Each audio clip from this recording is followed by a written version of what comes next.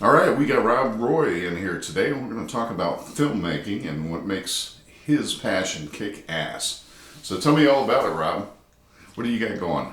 Anyway, yeah, I'm currently shooting a feature film in Virginia and Maryland area right now called Damaged Disciples about a social worker named Jimmy that just lost his girlfriend to the grave, and he's an atheist. She was a Manny Moon type, very spiritual, crystals, that kind of thing. She was his yin to his yang. He's just distraught. He ends up finding out that there's a hidden society of angels and demons living on Earth posing as humans, and it blows his whole world apart. He gets saved by one particular angel, this self-loathing, manic depressive, can give a shit warrior angel that rips his wings off and he poses as humans, but he doesn't really care about them. But he is programmed to help certain things. So he happens to save Jimmy from losing his life, and so they're connected. They wanted to kill Jimmy just not to be exposed, but he, being a social worker, opts to help the angel find go on this quest, basically. I don't want to give it away, but go on this quest. Yeah, don't give away the entire Yeah. But go on this quest, and he has to choose which side between good and evil and which side he's going to take. You know, I'm always interested in the creative process. How long does it take to write a story like this? And plus, you write the story, you maybe write several stories at the same time. You pick one, and you have to focus on one at a time. Stuff like that. So how does all this start when it comes to an overactive imagination? I am a writer. I do write novels. I write speculative fiction, all kinds of crazy stuff, and I do write multiple things at once, including music and that too. But this is actually a script that I had written back in 2006 that I was filming, and now we're doing a reboot of it now as it was coming out as a novel. And then I was approached from an agent in California about doing the next thing. So I decided to get back into the business and film. So yeah, it's the script itself. It's like a hodgepodge story, but when you're filming it, things change, ad libs, situations change, rewrites because of locations and all that too. So it's always a moving organism. So it's always just going forward like a shark, or it dies. It's always evolving. You know, in the creative process, at least for me, I'll have something in mind for an end product, whatever I'm doing, whether it's carpentry or music or whatever, and it never ends up exactly the way I planned. Right. It's just, it like you said, it moves forward, but how close do you get to what you originally Well, you have a beginning, middle, and end. That always stays the same. So I'm just talking about like certain dialogues, certain events may change, things may come up in the middle of the blue. You get a great idea, something happens, and then you throw that in there.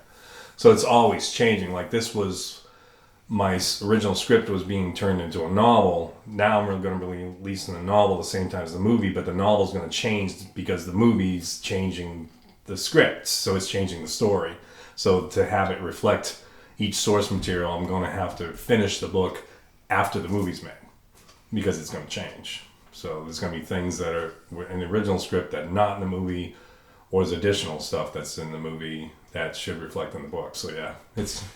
Well, I always read stories about how actors kind of change the feel of the movie, and some of them a lot more than others. Some of them will just do the script as written, right? But some of them will just kind of take over it. So, how much of that do you deal with? A lot. We try to have the actors make it their own, but I do have direction in the script as well, along with being on set, giving direction, and I work with them independently, offline. As well to get the character in that. And so they have kind of an idea. And then when we're on set, we see different personalities, different quirks and stuff like that, and we see what works best. So I've had different actors come in as same characters, and it's totally a different take every time. You know, even though it's the same words, it's a different emotion and all that. Or, you know, if someone's playing it flat and you want them to go up high, then, you know, you work on that and you get direction and suggestions. But most of the actors, if they're really good actors, usually bring their own charm to the character. And sometimes we just go with that. If they have a different take on it, then we go with that. So how close to what you had in mind do you get to? Is it like 90% or 80% generally? What's the? It's usually 90% what we want. You mean like the actual Yeah, I mean you have a page vision to for something. screen? Yeah, you have a vision for something. And, Yeah. Oh yeah, that definitely. There's certain scenes I have to get. There's certain scenes that I Yeah. have to get, and we might go to far lengths to get it. You know, a certain location or whatever. We have to have this, that kind of thing. So music, what do you do for the music in your movies? I know you write music, but Yeah. do you write your own music for the movies? Yeah, I'm doing some. Yeah, I do play. Doing some soundtrack. Also, so my partners are also musicians, and they're lending some music. We also have some rap artists. We have some female country singer. We have quite a few. I usually like to have local talent or that kind of thing on unsigned people actually go on the soundtracks of this kind of stuff. Plus, we also have the standard classical beats, you know, that we're playing on the soundtrack, you know, for cinematic reasons, you know, and comedy or whatever, depending on what the scene is. Action scene, of course, you know. So yeah, we're doing a plethora of music styles and stuff like that. Do you use union or not? Non-union? Actually, it's a non-union picture, but we've had some SAG people that can work both ways that are in the project, but it is definitely a non-union, open to anybody. So Yeah, I mean, unless you've got millions of dollars, I don't think. yeah, and it's very limiting. It's very limiting too. So we're just keeping it non-union. Work for hire, Yeah. so you can claim authorship. Yeah, that's the way to go. It gets complicated with the forms. Do you write your own forms, or do you use? Yeah, release forms and stuff like that. Yeah, Yeah. we do that ourselves. Yeah. That's good. Oh, so what else do you got in the creative process? What did I miss? Well, my original music, I'll be playing around Virginia this the end of the summer and stuff like that. Hopefully, when I get a break from filming, because it's a nonstop 24-hour day type of thing. So right now, Well, that's right. You're in the editing mode now. So I'm in the editing. Well, I'm also still filming while Oh. we're editing. We still got a good month of filming, a handful of scenes, but I'm editing as we go. So if we have 5 days of shooting, then I got 5 days, and then I'm editing after that, and I'm still editing even scenes I did like back in April. We started in April, now it's June. We're hoping to get it done by everything in the can, principal photography by the end of the month. But we'll see how that happens. We have so many. It just happens to be. It's not a one-room shoot. It's like all these multiple locations, all these multiple characters. So it's kind of an ambitious project. So that's why it's taking a lot longer. Plus, we've had a few breaks with situations that come up and stuff like that. So, but during the break, I'm editing.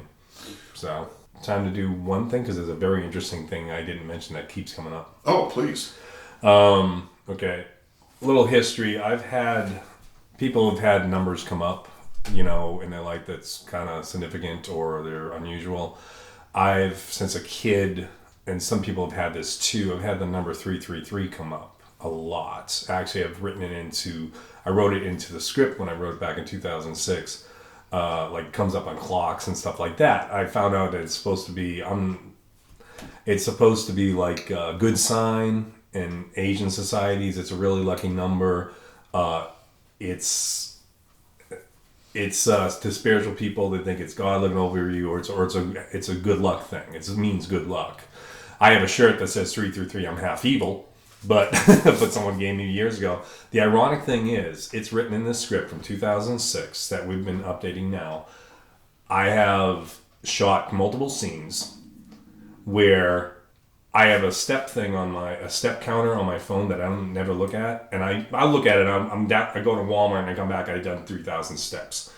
The first few film scenes we did, I looked at my step thing came up 333, and we were there for hours.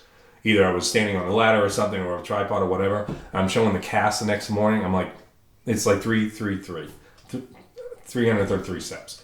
Then it was like my hard drive, external hard drive that I edit, all the footage was going to die. It was crashing. I went out and got a 4 terabyte drive to replace it, to clone it.